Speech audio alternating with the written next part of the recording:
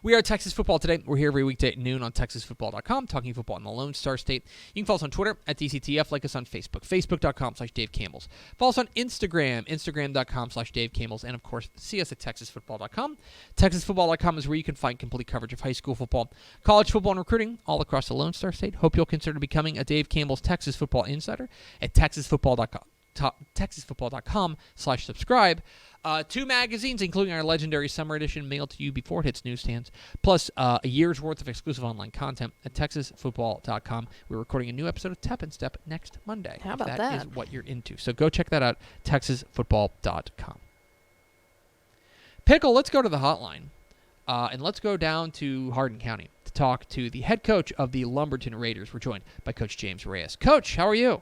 Oh, they're great. A little rainy right now and cold, but we're going to make it through. I imagine that you will. So I want to ask you a little bit about your 2021 season. You know, you come in there in January and you take over a program that, you know, what was 2-7, kind of needing a little bit of a jolt. You guys were able to improve to 6-5, rather, a 4-win improvement getting into the playoffs in your first year there at Lumberton. I'm interested from your perspective as the guy who was there on the inside. How do you assess what you guys were able to do in 2021? You know, as soon as we came in, we went to work in the weight room and just try to get our kids stronger and faster. You know, I'm a guy, I love the kids, and, you know, I do a lot with the kids, and we just try to change the mentality around here of, you know, competing and winning at everything we do. And, you know, we started last year with football a little earlier than normal. We try to go during the period, you know, a couple of days a week, started in March, which we'll push back a little further this year since we got our strength and conditioning program moving forward. But that's what we did, man, and we just got the kids to believe in what they were doing and themselves and the coaches, and so we just pushed forward in that way. And you know, we moved it into the summer with our strength conditioning program in the summer, and the kids showed up. Had a bunch of kids out, girls and boys. And just kept moving forward in that way. You know, we hear from coaches all the time that when they take over a new job, you know, it's a new voice in the room, and maybe it can be difficult for guys to buy in or really latch on to buy what the coach is selling. Did you sense from the beginning that your players and your athletes were picking up what you were putting down, or did it take some time for them to kind of get used to you? You know, it took a little time, but I mean, it always is. You know, there's a trust issue when a new guy comes in. You know, with a new staff and you know, the current staff as well. So you got to kind of do some things to gain their trust and to gain the kids' trust. And you know, these kids here are eager to win, and you know, at all sports. But you know, in football, we were young. We started a bunch of young kids, and you know, we came in and told them all the spots were open, and that every kid's going to have to compete for a spot. It didn't matter if they were a 2-year started since they were sophomores, which we had some kids that started since they were sophomores and were going to be seniors, and we opened up every position for competition, and the kids battled. And you know, we had some kids that started for you know, a year or two, and you know, didn't win a job, and we had some younger kids that stepped up and you know, played really well. But you know, it's all about a trust issue, and the kids getting to believe in me, and you know, me pushing forward with them, believing in themselves that they can do, you know, anything's possible as long as they put the work in. Talking with James Reyes, the head coach of the Lumberton Raiders here on Texas Football Today. Get involved in the conversation in hashtag TF Today. All right, Coach, you're an offensive guy, and you come in, you're a spread guy. The offense, you come over as the offensive coordinator from center, take over this program, and the offense really starts to take flight. You guys are able to improve your scoring offense pretty much immediately. I think a lot of the credits, you know, a lot of people are going to point at your outstanding sophomore quarterback, Lucas Powell, and what he was able to do last year, 2,500-yard passer, you know, 24 passing touchdowns, 10 rushing touchdowns. What is it about this young man that makes him special, and how important was he to getting that offense really lifting off there as the season went on? Lucas, he's a great athlete. He's smart. He does well in the classroom. He studies film. He listens. We got to get better. He had, we talked about it actually today. He had 10 interceptions this year. We got to cut down on that. But he got us out of some tough situations, when we might have missed a block on the O-line. But he does a great job of reading the keys and seeing the field. And again, he is a sophomore. He had a great year, but we look for great things out of him moving forward. But offensive line wise, when I got here, I was told that we weren't very big up front, but our kids battled, and we're not we're not small either, and so our kids up front battled. Again, we switched offenses. We went straight from the slot T, what they've done in the past. They did spread it out a little bit last year, but we went to a straight spread, full pace offense. Going fast, one back. We don't run a tight end or an H back. So it was a different deal, but the kids embraced it. They loved it, and we got some good athletes coming back. So we're excited about next year. Yeah. Coach, one of the places that I know you guys got to feel really good about is especially at the receiver corps. You're bringing back up four of your most experienced receivers there. Guys who put up some big numbers. Brady Fusilier. I'm probably butchering his name. I apologize. Trey Kirsch, guys like that. Yes, sir. I have to imagine that when you take a look at your 2022 season or 22 year with another year with the offense under your belt and with the type of receiving core that you're bringing back, I have to imagine you're feeling pretty good about the way your offense could roll in 2022. Yeah, we're super excited. Brady Fusilier is how you say his last name, but people butcher that thing all year, at stadiums. But Caleb Cook's coming back. We got Kyle Markintel that played a lot during the year when a couple of guys were hurt, and then Trey Kirsch is coming back as well. So we're super excited about where we are at the receiving level. I like to have 6 or 7 guys that we can plug in at any time because you're never going to make it through a football season with all the guys stay healthy all the time.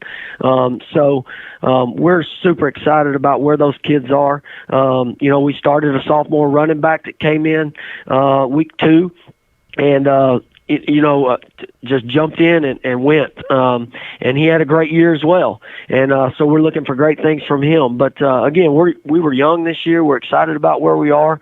We're excited about where we are up front on the offensive line. And, we look for great things in 2022 offensively. James Reyes of Lumberton joined us. The defense, too, I think with the spectacular youngsters you guys had offensively, the defense make it overlooked. You guys were able to shave something like 2 touchdowns per game off your defensive average. What was it that clicked for you guys? What was that worked for you guys defensively in 2021? We switched defenses for one. We went from a 4-man front to a 3-man front. When I came in, I thought we had more linebacker-type bodies in the building than we did defensive line bodies. And so we switched to a 3-4. Coach McDonald did an unbelievable job of getting those kids to buy into that. And we flew to the football, made some big plays. We do have some good young players, in that group. And, we're excited about where they are. We're graduating a couple of good football players at safety, a couple of good outside linebackers, and a very good defensive end. And that was a hard nose, played hard every game. And you were going to have to fill some holes defensively, but we're super excited about where that group is as well. We're getting stronger in the weight room, and I think we'll be faster this next year defensively than we were this year. Coach, one thing that I think is interesting, this was here at Lumberton, this is your first head coaching job, first athletic director job. You're now a year in. What do you know now about the job that maybe you didn't know if we were having this conversation a year ago? I guess just how to manage all of it. When you go to school or you jump into an assistant coaching job, you never get the full on how to deal with being a head football coach plus dealing with the AD duties. You always get called in to something on a short notice that you got to run, and you got to make sure your coaches are we're organized, and I think we were. The good thing is we go in the mornings, so there's not a lot going on early in the morning at 6:15 when we start, and so I get to go out there and coach some football, and my coaches do a great job as well picking up in case I'm not around, but and just dealing with everyday kids. I've been blessed. My father's been an AD and head football coach for a long time and retired, and so if I've got a question, I always call and pick his brain. And I also got buddies all around the state of Texas that are head football coaches and ADs that I touch base with. I don't know everything. I don't pretend to know everything. And so I'm always calling to my buddies and my father to get those extra tidbits that I need to push us forward to 2022. Finally, Coach, I'd be remiss if I didn't ask you about realignment, which was almost entirely just boring for you guys. The same district 10-4A Division I. You guys, the same district line up there with Little Cypress, Murrysville, Vidor, Huffman, Hargrave, Livingston, and Splendora. And normally I feel like coaches would say, oh, okay, well, it stays the same. That's a good thing. Feels like you guys could use a break from this district. I mean, you want to talk about one of the most quality districts, top to bottom, in 4A Division I. I imagine that you look at this district and just say, well, you've got to put on your working boots every single week because it seems like a really challenging district. It is, and I'm gonna tell you, all these guys do a great job. They've done well everywhere, and a lot of these guys have, Coach Matthews at Vidor's been there for a long time. Mm-hmm. Coach Peavy did a great job at Beaumont Westbrook, then came into Little Cypress and did an unbelievable job there this year. Coach McEachern at Hargraves does a great job, been there for a long time. But up and down the lineup, those guys do a great job, and it's not something that every week you're gonna have to come and play, and but I think that prepares you for the playoffs. You can't go through district and not play anybody, and jump into to Texas high school football playoffs, and think you're going to win a game if you haven't been tested. And I thought this year our kids were tested all throughout the year. We ended up having to play Columbus, and they do a great job. Baytown Lee did a great job. Coach at East Chambers does a great job. But I feel like we were battle tested for district, and we're going to do the same this year. Open up with Hampshire Finette. And, we're playing Houston Private School this year. We're going to play Nacogdoches and Bridge City and Tatum. And so I think putting those guys on the non-district schedule is going to prepare us for a tough district, and then moving into the playoffs. Region 3, it's tough sledding. So you got to make sure you're prepared to move into to the playoffs and to week 1. I mean, golly, you got that District 9 is loaded with talented kids and coaches that do a great job over there with Kilgore, Lindale, Chapel Hill, Jacksonville, Henderson. They all do a great job, and we're excited about where we are and excited about it. And, I'm from East Texas, so I've played those guys a lot. I know what they do. And so looking forward to the season. He's James Reyes. He's the head coach of the Lumberton Raiders. Coach, really appreciate your time. Congratulations again on a fantastic first year there with the Raiders, and looking forward to seeing what you guys do in 2022. Hey, thank you guys for having me. We appreciate it. Absolutely. There he goes. James Reyes, the head coach, the Lumberton Raiders, join us here.